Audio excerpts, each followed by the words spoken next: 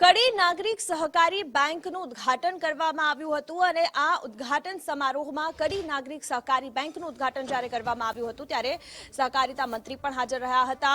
સહકાર મંત્રી જગદીશ વિશ્વકર્મા ખાસ અહીં ઉપસ્થિત રહ્યા હતા, જેમની સાથે પૂર્વ ડેપ્યુટી સીએમ પણ હાજર રહ્યા હતા। પૂર્વ ડેપ્યુટી સીએમ નીતિન પટેલ સહિત સહકારી અગ્રણીઓ પણ આ કાર્યક્રમમાં અહીં હાજર રહ્યા હતા જ્યારે આ સહકારી નાગરિક બેંકનું ઉદ્ઘાટન કરવામાં આવ્યું। સાથે જ સહકાર મંત્રી જગદીશ વિશ્વકર્મા દ્વારા અહીં कार्यक्रम निवेदन पण आपवामां आव्युं हतुं। रती काका ने माणिक काका ने याद करिए।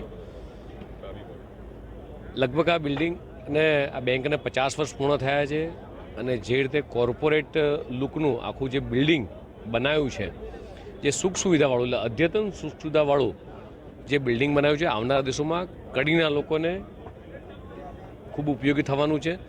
जे रीते देशना यशस्वी वडाप्रधान माननीय मोदी साहेब कोऑपरेटिव महत्व आपी रह्या छे અને વિઝનરી નેતા કોઓપરેટિવ માટે અમિતભાઈ શાહ સાહેબ જે રીતે આખા દેશમાં કોઓપરેટિવને મજબૂત કરવા માટે જે આયોજનો કરી રહ્યા છે એ જ પ્રમાણે અહીંયા બેંકના ચેરમેનશ્રી અને તમામ લોકો આ કડી નાગરિક બેંકની લગભગ 12 કરતાં વધારે 18 બ્રાન્ચો છે, લગભગ 1.25 લાખ કરતાં વધારે એકાઉન્ટો છે